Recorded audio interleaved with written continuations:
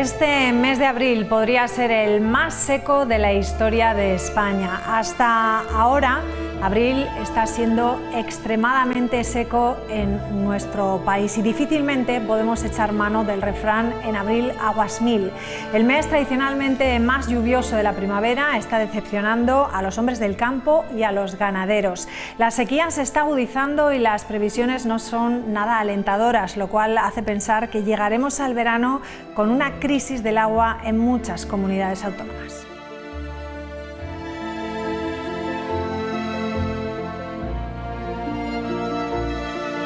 ¿Qué tal? Buenas noches. Pasan 6 minutos de las 9. Les damos la bienvenida aquí a Punto de Encuentro. Parece que no pinta nada bien, ya lo han visto. Desde la AEMET se asegura que abril podría terminar incluso como el mes más seco de la historia, desde que se tienen registros. Los agricultores se muestran preocupados y en alerta. Si hablamos del año completo 2022, ha sido el más seco de La Rioja de toda la serie desde 1961 hasta hoy. Y esto está generando alarma, tanto en cultivos de secano, los herbáceos que tenemos ahora mismo, pero también cultivos leñosos como el olivar, como el almendro, como el viñedo. Pero es que además, de cara a próximas decisiones, por ejemplo las hortícolas que se tienen que poner de cara al verano, el tomate, el pimiento y otras, el agricultor no sabe si va a poder contar con suficiente agua para acabar la campaña. Bueno, pues en este ambiente de sequía, la secretaria general del PSOE de La Rioja, Concha Andreu, ha registrado esta mañana ante la Junta Electoral la candidatura del PSOE a las elecciones del Parlamento de La Rioja. Lo ha hecho rodeada de un equipo, como ven, que según ha asegurado viene a consolidar el cambio. Entre las ausencias destacaba la del exregionalista Miguel González de Legarra. Son personas valientes, talentosas, comprometidas absolutamente con nuestras ideas socialistas y socialdemócratas. Es un cambio que ya es una realidad y todo este equipo vamos a trabajar para consolidar el cambio.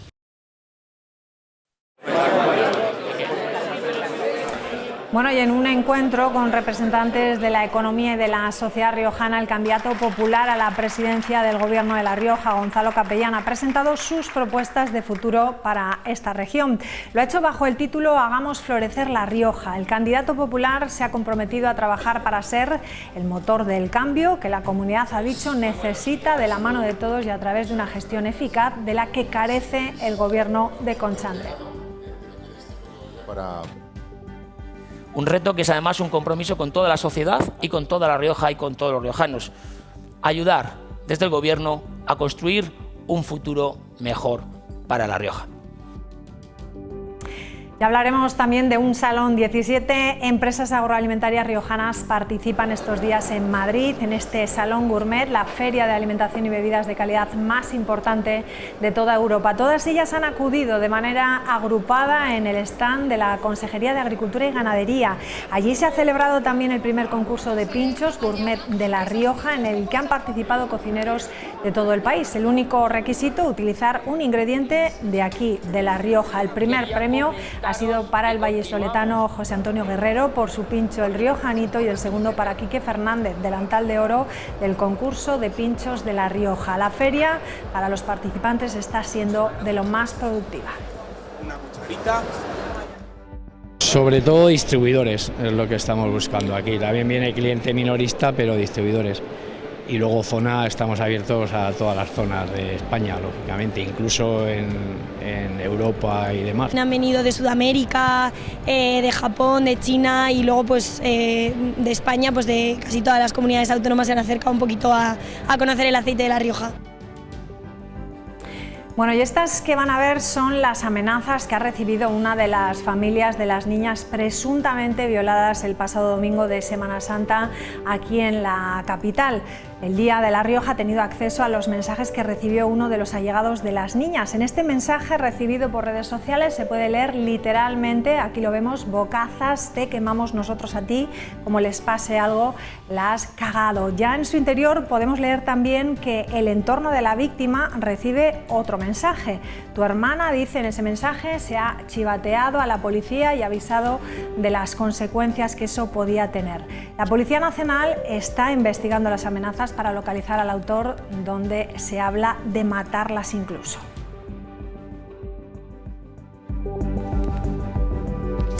Y lo que pasa a nuestros jóvenes para que lleguemos a hablar de estas situaciones es un tema que cada vez preocupa más a la sociedad. Hechos como los sucedidos, según los expertos, lo achacan a la facilidad del acceso de nuestros jóvenes a la pornografía. Según un estudio de la Universidad de Baleares, al menos 1 de cada 4 varones se inició en el consumo de pornografía antes de los 13 años. Esta es una de las conclusiones principales del estudio, pero también podemos ver que la primera vez que se encuentran con pornografía es a partir de los 8 años, debido a la familiaridad con la tecnología móvil.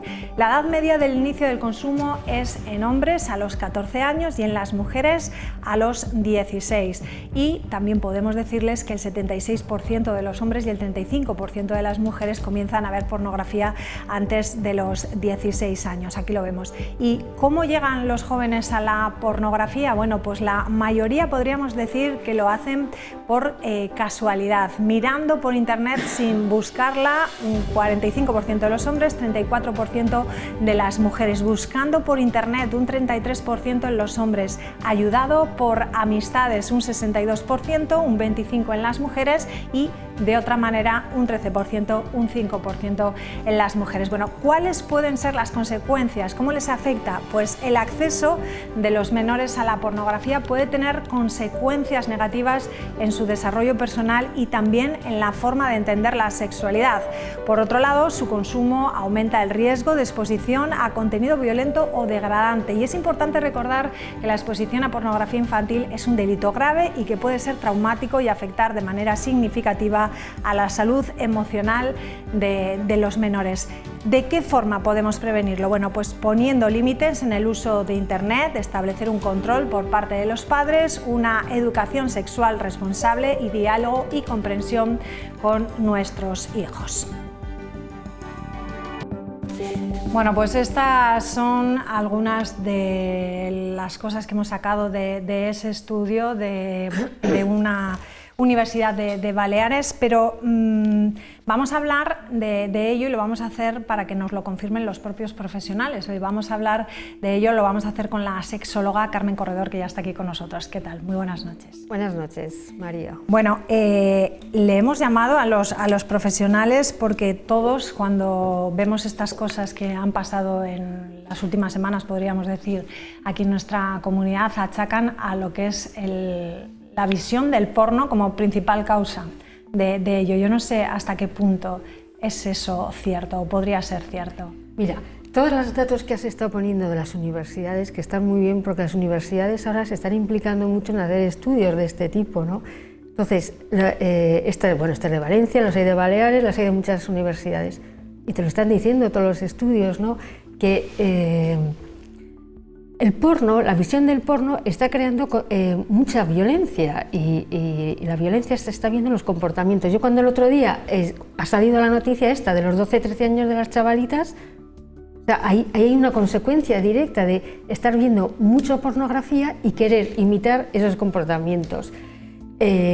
Como a esa edad, o con 20 años, me da igual, como no hay una educación sexual y afectiva, no tienes un espíritu crítico, ¿no? Para decir qué es, cómo defenderte. Entonces, la curiosidad te hace ir al porno, y a la chavalería le estás haciendo ir al porno desde los 8 años, lo hemos visto desde los 8 años, es decir, cuando salen los móviles, los smartphones, ¿no? Que el Steve Jobs lo creó, ahí empezó el consumo masivo y es una industria millonaria.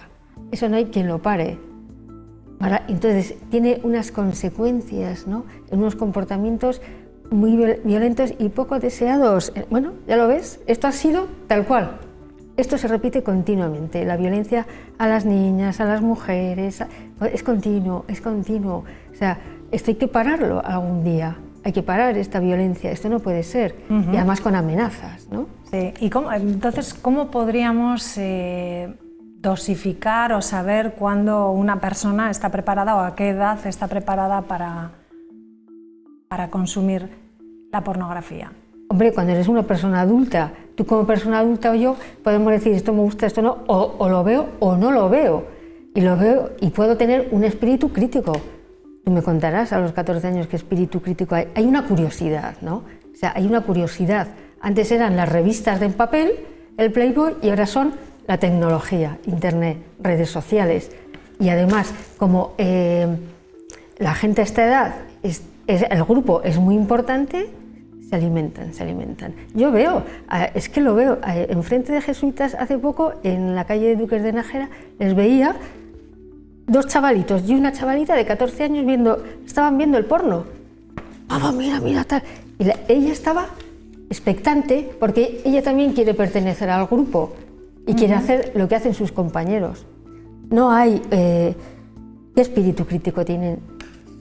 Tienen curiosidad, quieren saber, quieren aprender, quieren ver. Y esa es la educación sexual, el porno. Bueno. Luego van las violaciones, la prostitución, bueno, en fin, ya las consecuencias son... Si podemos ver cuáles son las razones que llevan a, más bien los adolescentes, por ejemplo, lo vemos en pantalla, qué les lleva al consumo del porno, podemos hablar de la masturbación, de la curiosidad, como decía usted, ¿no? Del aprendizaje sexual, ¿no? Se meten para ver algo sobre cómo aprender. Y luego porque los amigos, como dice usted, los amigos, bueno, pues lo hacen, pues yo también lo hago, ¿no? En menor medida. Ahí estamos viendo cuál es el porcentaje entre hombres y mujeres. Por eso a mí me gustaría saber, bueno, cómo podemos sospechar que nuestro hijo esté consumiendo porno sin que los padres lo sepan, si hay algo que nos pueda sospechar y de qué forma podemos abordar eso en casa, ¿no? Hablar de esto. A ver... No te van a decir directamente que están viendo, pero lo están viendo. ¿Cómo puedes sospechar? Pues a lo mejor no lo puedes ni sospechar.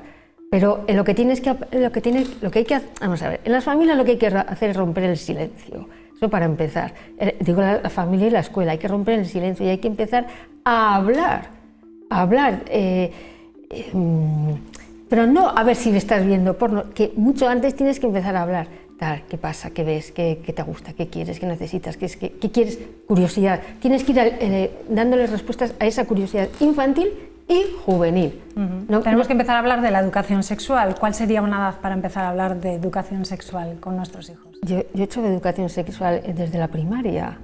He hecho en colegios desde la primaria y ya quieren saber, porque somos personas sexuadas que nacemos con una biología y una psicología sexual. O sea, somos personas sexuadas. Sí, desde el momento que tú quieres tener un hijo o una hija, ¿qué prefieres, hijo o hija? Ya en el embarazo, tú ahí estás ya haciendo tu educación sexual. Bueno, ya ni te cuento, ¿no? Cuando los reyes o las reinas tienen que ser hombres, y eso lo arrastramos, ¿no? Bueno, da igual. De cualquier forma, cualquier edad es buena para hablar. No te van a decir directamente si te están... No, yo no veo porno, lo están haciendo. Esos son los datos, no de esa universidad, sino de todas las universidades de España que los están contrastando. Entonces lo están haciendo, lo están viendo. Habrá gente chavalería que lo haga más tarde, un poco más a los 14, otros a los 16, otras a los 17, pero lo van a hacer y lo van a ver. Y no hay un índice de decir, ¡ay, pues sí, es que estoy viendo porno! No te lo van a decir. Bueno, pero habrá conductas, ¿no? Que lo veas, pues eso, pues a lo mejor hay conductas, no las sé. El móvil... Ah, bueno, bien, sí. Se encierra en su habitación. Pero ¿no? Es que eso lo hacen continuamente. Puede ser por eso o por cualquier otra cosa, ¿no? También o sea, los adolescentes. Quieren su intimidad, eso es así, la adolescencia quiere su intimidad. Entonces, por eso te digo que no van a hablar directamente.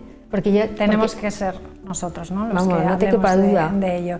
Bueno, ¿y cómo enseñamos, por ejemplo, hablando que tenemos que ser nosotros, adelantarnos, cómo podemos enseñar a los menores sobre la importancia de lo que es el consentimiento y la comunicación de las relaciones sexuales? Eso es imprescindible. Hay una ética, ¿no?, sexual y amorosa que te habla de la libertad. Tú tienes que tener libertad para decidir lo que quieres, si quieres hacer una cosa o si no quieres hacer la otra. Pero en las agresiones sexuales, como en las violaciones, ahí no hay consentimiento. O sea, no hay libertad para decidir. ¿Dónde está esa libertad? Y eso es algo muy básico de la sexualidad, ¿no? La libertad, el consentimiento. Tú tienes que consentir. Y tienes que... esa es la ética, es fundamental. Fundamental. ¿Y cómo podemos enseñar entonces la diferencia entre una pornografía y una sexualidad, podríamos decir, saludable, consensuada, que es lo que estamos hablando? es muy fácil.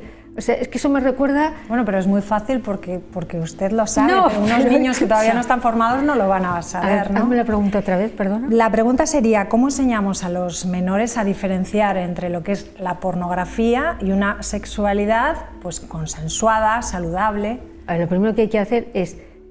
Yo, si quiero hacer algo, tengo que preguntar a la otra persona si quiere hacer esto. En el momento que te diga que no, es que no. Entonces, generalmente, el porno violento... Que te cogen, que te asfixian o que te dan con el látigo, o el porno en manada. Bueno, tú pregúntale a esa chica si quiere hacer eso, pregúntaselo. Es que es tan fácil como eso, ¿no? Que te decía antes que es fácil, porque me acuerdo una vez en octavo de GB, en un curso en Calahorra, me dicen, bueno, y si quiero darle un beso a una chica, ¿qué hago? Le digo, pues pregúntaselo, pues es que esto es lo mismo. ¿Entiendes? Pues eso te lo decía, no por otra cosa. Entonces, es decir, siempre tienes que hablar, pero no se habla, se domina. Este es el problema, ¿no?, de la sexualidad, que un sexo domina al otro. Ese es el problema. Y no hay que dominar, hay que equilibrar. Entonces, cuando uno domina, no lleva a buen término. Entonces, cuando tú violas en estas chavalitas de 12 años, ¿qué has hecho? Les has preguntado, pero primero, para empezar, las has engañado. Porque no les estás diciendo qué vas a hacer con ellas. Y ellas están manifestando su sexualidad. ¿Qué pasa? Que ellas no pueden, pero ellos sí. Porque esta es la sociedad de la desigualdad. Cuando hay desigualdad, hay un dominio de un sexo sobre el otro. Y eso es la violencia de género. Así está tan extendida. ¿Hay algunos errores que cometemos los padres o los educadores a la hora de hablar de educación sexual con nuestros hijos? ¿O cuáles son los errores que no debemos cometer? ¿Sabes cuáles son los errores? Te lo voy a decir. Mira, en febrero envié a todos los institutos de secundaria de Logroño y de La Rioja, públicos y privados, cursos de educación sexual precisamente para prevenir todas estas violencias sexuales. ¿Sabes cuál ha sido la respuesta? El silencio. ¿Qué quieres? El silencio está ahí. Entonces, cuando leo esta noticia, digo, estas son las consecuencias. Es decir, hay que romper ese silencio. Porque ¿sabes qué pasa? Que Internet lo está cambiando todo. Nos está cambiando la vida de una manera que no nos podemos imaginar. Yo en el 2000 intuí, dije, jolín, con Internet, digo, aquí la gente se está metiendo mucho a buscar información. Claro, lo que yo no sabía son estas consecuencias, ¿no? Pero, es decir, hay que romper ese silencio. Pero bueno, estamos pasando de una moral restrictiva a de repente Internet que todo vale. Y ahí en el medio es donde tenemos que tener una educación sexual y afectiva. Tengo que decir, a ver, ¿qué queremos hacer?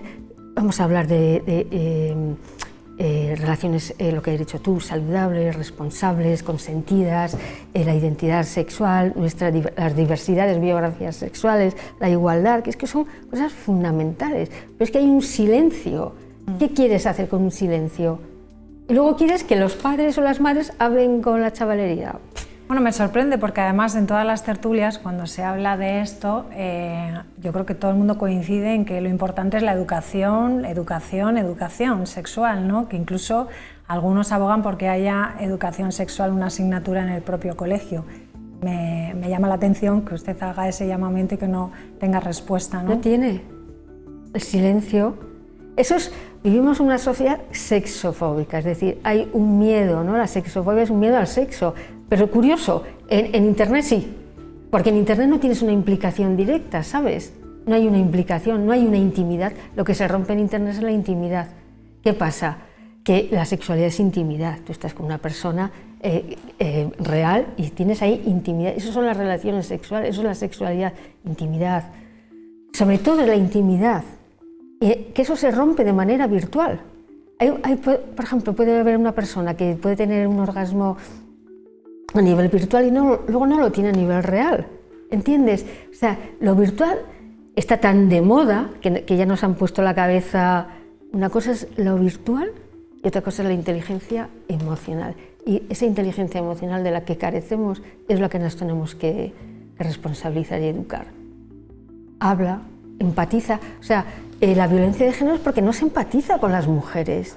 Tú eso le haces a una mujer, tú no estás empatizando. Y la empatía está dentro de la inteligencia emocional. La empatía, la comunicación, el respeto, la libertad, el consentimiento. el respeto por todas las diversidades y biografías sexuales, que eso que está tan de moda, está tan en el candelero ahora, ¿no? Internet nos está cambiando la vida. Hay que tener mucho cuidado. Me gustaría preguntarle, que ya no nos queda más tiempo, pero ¿qué consecuencias puede tener en los menores el consumo de pornografía a largo plazo? Vale, la prostitución. Ahora, por ejemplo, tú vas a hacer una despedida de solteros, tal, la prostitución. ¿Qué es la prostitución? Campos de concentración. ¿Pero qué se está haciendo con las mujeres? O sea, es decir, es que la gente no sabe que tiene una hija o una prima o una sobrina que está metida en la prostitución o que le gustaría que estuviera en la prostitución. O sea, si hacemos eso con los hombres, ¿qué pasaría? Entonces, ellos se toman, además lo hacen como no empatizan. Venga, vamos a hacer una despedida de solteros y nos vamos a prostíbulos. Y como en España está la despenalización de la tercería locativa, es decir, en Francia está prohibida, hay abolición de la prostitución. ¿Saben lo que hacen? Vienen por la Junquera. España es el tercer país de Europa, del mundo, perdón, con mayor consumo de prostitución, después de Tailandia. Fíjate la idea que tenemos de Tailandia, ¿no? A los masajitos. Pues es España, es Tailandia, Puerto Rico y España. Y somos el primer país de Europa en consumo de pornografía. Como Francia no tiene, vienen a España. Noruega y Suecia también ha habido abolición. Bueno, eso por una cosa. Luego la violencia de género, esta que nos están matando. Y luego ¿sabes? Ese miedo constante que tenemos las mujeres. Ese miedo constante que tenemos a ir por la calle, de noche, sitios, todo ese miedo, ¿no? Ese miedo constante, ese miedo a perder a la pareja por si no hago lo que él me pide, que eso pasa mucho en la adolescencia. Ay, voy a hacer esto porque si no hago lo que me pide, esas son las consecuencias. O sea, es una violencia, no sé. Bueno, pues al final, como resumen, llegamos a lo mismo, ¿no? Que llegamos siempre en las tertulias, ¿no? La importancia de la educación desde el primer día, ¿no? Sí, yo ya lo he ofertado, a ver qué pasa. Bueno, pues esperemos después de este llamamiento que hace Carmen Corredor desde aquí, la importancia que tiene, porque los datos que ha dado, a mí me sorprendió este último también que ha dado, que seamos el tercer país con mayor consumo de prostitución, y los otros que ha dado también me llaman muchísimo la atención. Carmen, un placer. Muchísimas gracias por estar con nosotros esta noche y hasta otro día. Gracias. Gracias a ti. Nos vamos a publicidad y regresamos en unos minutos. Hasta ahora.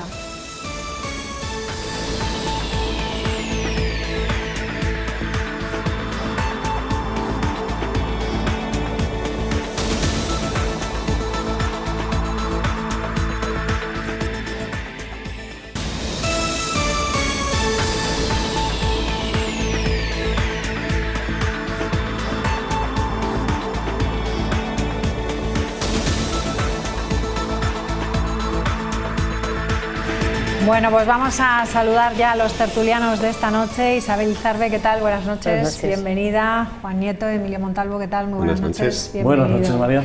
Bueno, algo en el tintero ha quedado aquí mientras escuchaban la entrevista a la sexóloga Carmen Corredor. Juan, algo que te ha surgido, ¿no? De dudas. Es un tema súper importante y creo que nos lo tenemos que tomar en serio por dos lados. Uno, la violencia, todas estas cosas han existido siempre. Estamos en la época, lo que pasa es que estamos sobreinformados, pero estamos en la época más pacífica y con menos problemas y con menos violencia y con menos violaciones de la historia, con diferencia, ¿vale? Así que, en este sentido, lo que pasa que antes no se veía. Tú, si pasaba algo en otro barrio, y no te digo ya en otro continente, tú no te enterabas, ¿vale? Entonces, hay que poner esas cosas en contexto.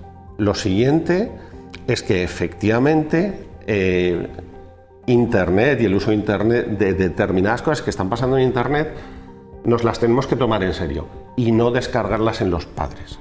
Yo no puedo impedir que mi hijo coja el coche por la carretera. Para eso están las autoridades y hay un carnet y hay una serie de cosas. Pues con los móviles y con otras tecnologías tiene que pasar lo mismo. Tiene que ser el legislador y toda la sociedad la que nos lo tomemos en serio. no descargar en el papá, el colegio, que no puedo, que no tengo esa capacidad. Yo no puedo imponerle a una multinacional que no se va a generar determinado tipo de contenidos. Hombre, es mucho dinero, son muchos impuestos, todo lo que quieras. Pero si es serio y tiene efectos tan dramáticos como los que nos tenemos que tomar en serio, nos lo tenemos que tomar en serio ya. Alguna prohibición, dices, ¿no? Prohibiciones, limitaciones técnicas, o sea, en China la gente ve en internet lo que el gobierno chino quiere, ¿vale? Así que obviamente no voy a poner como ejemplo esa censura. Se llevarían las manos a la cabeza. Pero si yo, o sea, existen medios técnicos para que no se vean determinado tipo de contenidos. No digo que sea fácil, no digo que sea trivial, pero pongámonos a ello, pongamos barreras, pongamos medios. Ahora mismo cualquier niño de 8 años, lo único que le piden para acceder a una red social, aunque la ley diga que no se puede, es que ponga una fecha. Esto no es serio. Y nadie me puede decir que no se pueden hacer cosas más complicadas. Si le preguntas a 2 ingenios de software, te dicen unas 20 soluciones que se pueden hacer para que eso lleve una validación de los padres, etcétera, etcétera. Así que algo más pongámonos a ello. Prohibir la pornografía a los menores mínimo de 14 años, ¿no? ¿Algo que añadir a lo que hemos escuchado? Bueno, si no, cambiamos eso. Yo estando de acuerdo con lo que dice Juan, sabemos que los legisladores siempre van muchos pasos por detrás, o sea que tampoco se les va a pedir ahora peras al olmo porque va a ser imposible. Lo que sí es, difiere un poquito de Juan, es que los padres ante esa situación que viene dada, y tú decías, sí, evidentemente, o sea, agresiones sexuales han existido a lo largo de la historia, tenemos una especialista aquí que nos podría contar mucho más. Y sí, pero habrá algún momento que haya que poner barrera, freno y todas las, empezando por los propios padres, que como tú bien dices, hay un control parental en todos los dispositivos, desde los móviles hasta los ordenadores. Hay un control parental que las familias y los padres no están usando y lo deberían de hacer. O sea, yo les regalo algo que está muy bien si se sabe utilizar, pero cuando evidentemente los chavales no tienen desarrollada una personalidad, habrá que conducirlos por el camino correcto. Hace unos días, hace bien poco, mi buen amigo José Ramón Ramoncín, que compartimos el oficio de tertuliano, a mí me gustaría compartir su talento y su brillantez, decía que los hijos deberían de ir educados a la escuela, que en la escuela se les instruye. Yo como antiguo docente, a mí me gusta mucho lo de educar, exducere, educare, me gusta mucho, pero la verdad es que no le falta razón a Ramoncín. O sea, desgraciadamente los centros educativos instruyen más que educan. Educar debería de ser no solamente los padres, sino toda la tribu, como decía el proverbio africano, y desgraciadamente todos estamos fracasando en ello.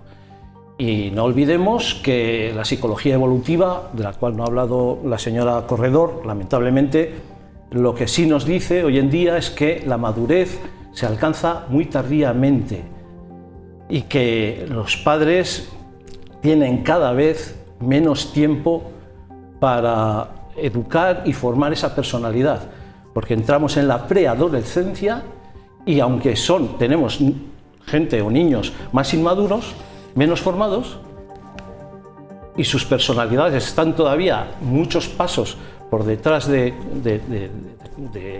completar esa formación, y no nos damos cuenta. Y llega un momento además que los padres ya no pueden decir, es que no puedo hacer nada. Vamos abreviando porque si no hacemos monólogos. Sí. Vamos a cambiar de tema, porque a mí sí me gustaría hablar de la sequía. Hoy se ha reunido la mesa de la sequía en Madrid. Este mes hemos dicho que podría ser el más seco de la historia de España y hasta ahora abril está siendo extremadamente seco. Así está La Rioja. Estas son imágenes de aquí y difícilmente vamos a poder echar mano de ese refrán en abril aguas mil, porque además dicen los expertos que incluso hasta finales de mayo a lo mejor poca agua vamos a ver, y eso podría traer consecuencias muy importantes ya de cara al verano. No sé qué os parece la situación. Yo para el campo, podría decir para los ganaderos, más complicaciones todavía y preocupación en el sector, que la hay. No sé, Isabel. Bueno, yo he estado leyendo, creo que el dato que he leído era que desde septiembre había llovido el 79%, hasta la última semana había llovido el 79% de lo que llueve habitualmente en estos meses. E incluso he leído alguna opinión de agricultores de La Rioja que decían que, salvo que en los próximos 15-20 días la situación cambiase, daban por perdido el 50% de la producción. Es una bestialidad, estando además en la época del año en la que estamos, que se pueda calcular esto ya, claro.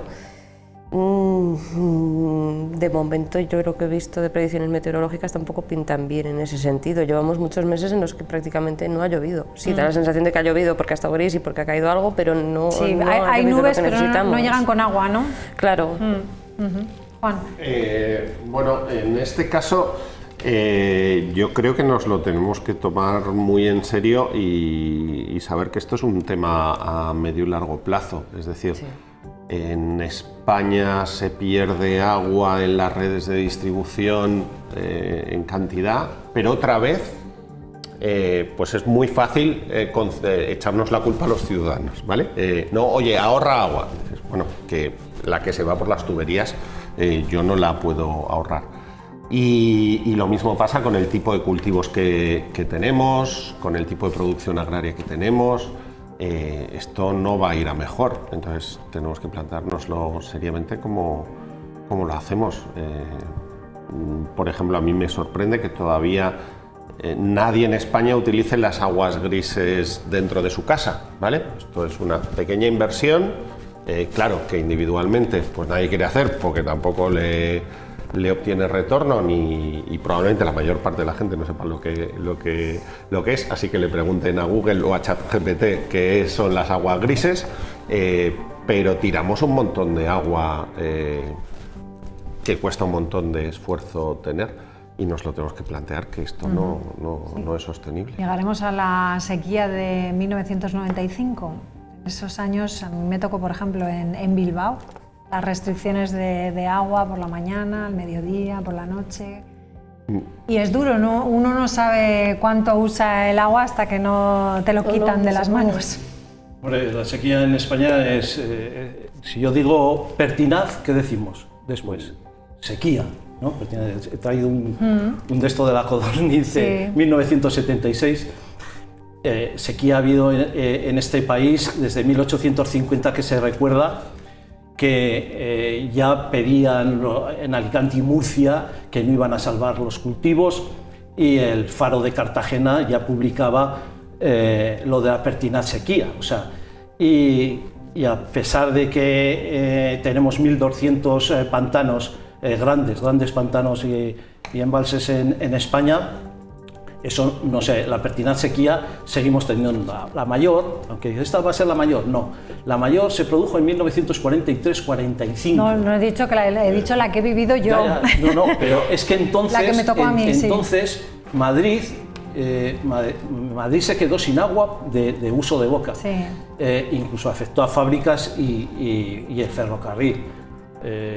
Yo me imagino, espero que tuviesen cervecitas y libertad, porque... Pero fíjate que en aquella época no había ni tantos campos de golf ni estaba Almería llena de invernaderos, o sea que algo deberíamos plantearnos. Claro, el tema es que es un problema estructural y nadie se lo ha planteado.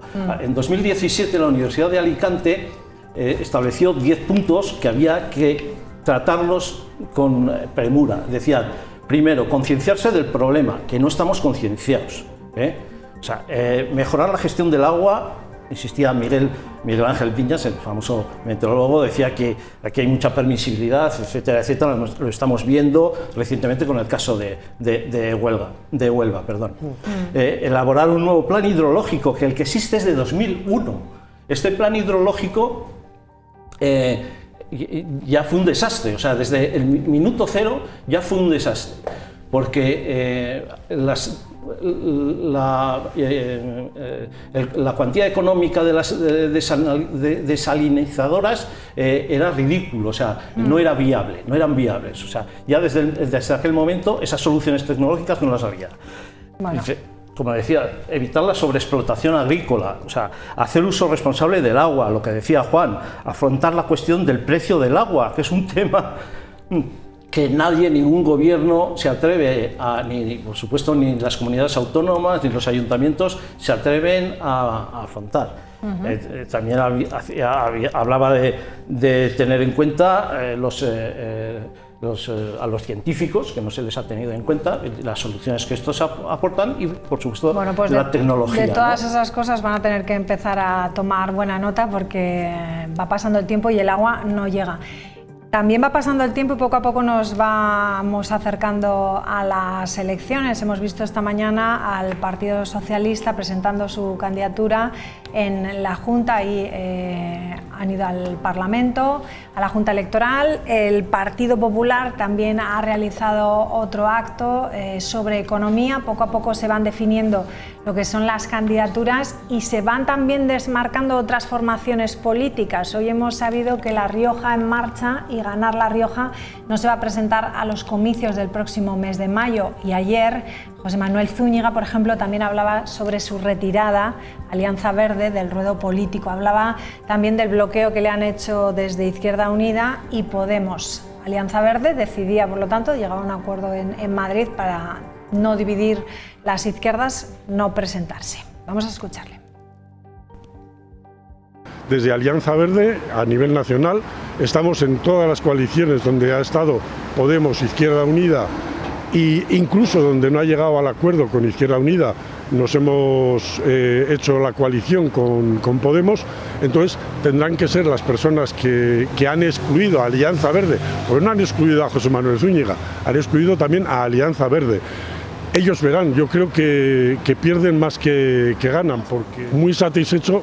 Es una pena que no continúe, la verdad es que me da pena, pero sí que creo que es importante lo que hemos hecho.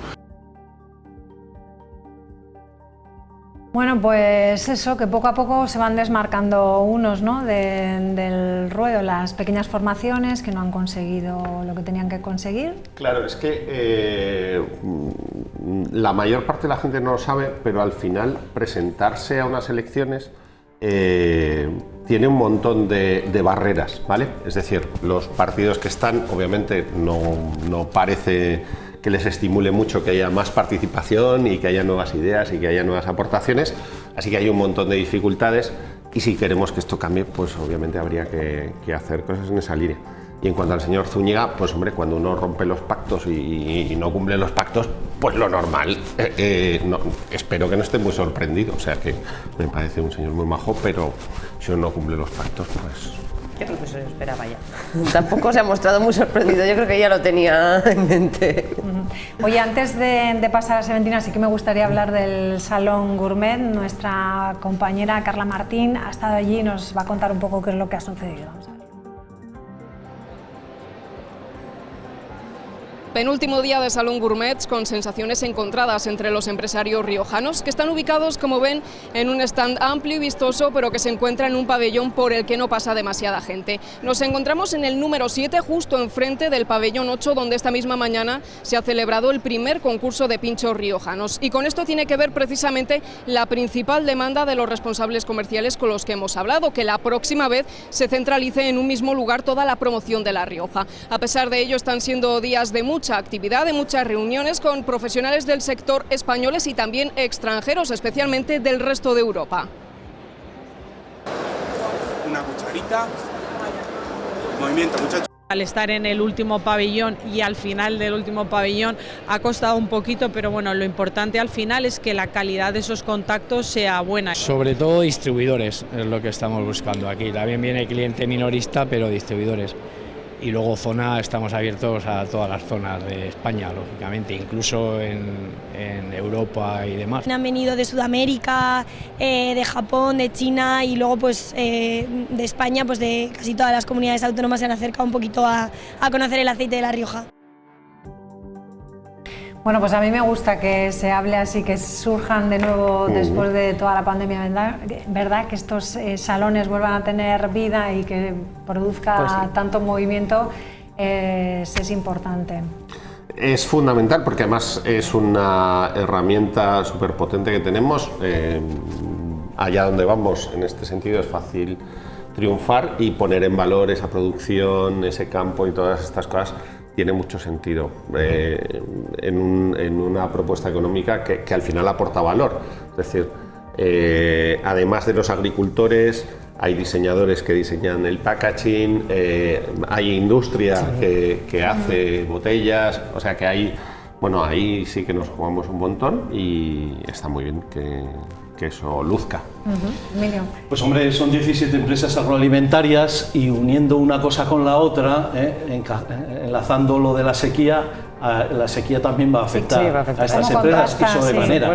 Y a una región donde no tenemos ni tren, no tenemos ni avión, no tenemos ni el turismo es enoturismo, pues en fin, menos mal que nos queda la agricultura. Pero tenemos internet, macho. Se puede vender por internet. Esto que hay que usarlo. Mira, Juan, cómo tira para lo suyo, ¿eh? Sí, internet para lo sí. suyo. Bueno, Isabel, no sé si te ha tocado alguna vez ir a tipo de salones de estos. Es el primer concurso de pinchos que se ha hecho. Lo único que había que hacer era utilizar algún ingrediente riojano y eso es fácil, ¿eh? Es fácil escoger porque tenemos mucha variedad, ¿eh? Pero tenemos que darla a conocer. La diversidad es poco conocida todavía y ahí tenemos un muchísimo margen de mejora, y la verdad es que algunas de las denominaciones lo están haciendo súper bien. Me viene a la cabeza la pera de Rincón.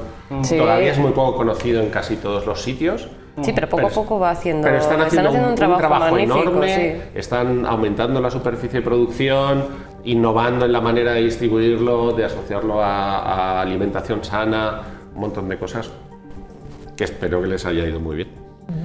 Sí, sin lugar a dudas, estas empresas hay que darles una medalla, ¿no? Porque te aseguro que por mucho que digan los responsables políticos de uno y otro signo, en muchas ocasiones, más que una ayuda, un acicate, ha sido una zancadilla.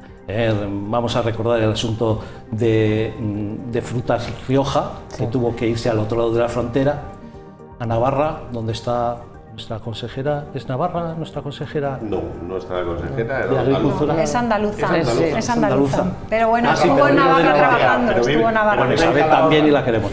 Bueno, vale. Bueno, nos vamos con Seventina. Vamos a ver qué nos cuenta hoy. Adelante.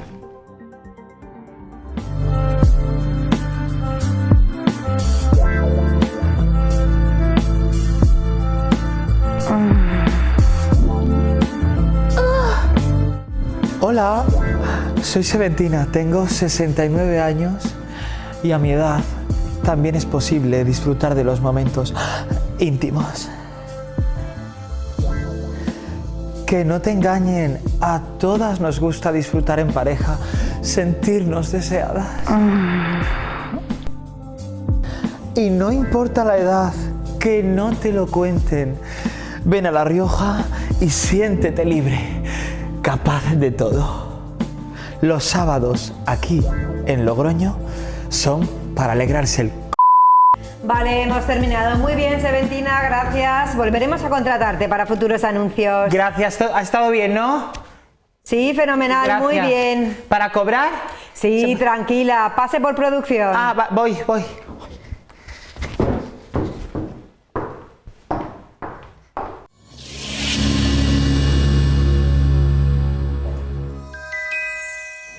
Antonio, ya estoy en casa, que vengo de grabar un anuncio. Antonio, este hombre no está, ya se ha ido al bar, qué pesado, tiene un vicio. Ay, pues que vengo de grabar un anuncio y resulta que buscaban mujeres maduritas, como yo, que no mayores, que es otra cosa. Querían grabar un anuncio aquí de La Rioja y me llamaron, digo yo encantada, 400 euros. ¿400? Tal y como está la vida, digo, trae para acá. Hombre, y todo para patrocinar nuestra tierra, porque dice que es el lugar donde más sexo se practica. Tócate el papo, Maripili, tela marinera. No será por mí, desde luego, pero bueno, escucha, dice que es una cosa, dice que los riojanos practican sexo de media 3 veces por semana. Y ya sé yo por qué es, porque es gratis, claro. Está todo tan caro que no puede ir ni uno al mercado, no se puede comprar nada, no se puede hacer nada, claro, pues hay que darle caña. Ay, ahora voy a esperar a verme en la tele. Me va a hacer una ilusión. La Lurdita se va a morir de envidia, te lo digo yo. Ay, pues se lo voy a decir. ¡Lourdes! ¡Lourdes, que subo!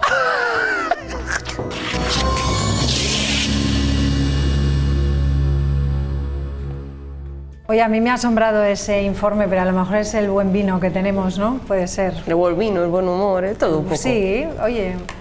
Sí, los de Euskadi deben de estar todos pensando en venir para acá o algo así. Igual se nos llena, lo de la despoblación se nos resuelve. Se nos resuelve pronto, ¿no, Emilio? Yo me escudo en la primera introducción que tuvo mi primer profesor de estadística, el genial Emilio Oliveros, que decía, mire señores, les voy a dar estadística, es la ciencia de la mentira, matemática. O sea, que no te lo crees. Y claro, aquello de los pollos, ¿no? Si entre dos se han comido 4 pollos y yo no me he comido ninguno, la matemática demuestra que yo me he comido 2. Bueno, pues lo dejamos ahí entre comillas. Señores, pues muchísimas gracias a los tres como siempre y muy buenas noches a todos y les dejamos ya con Renques. Adiós.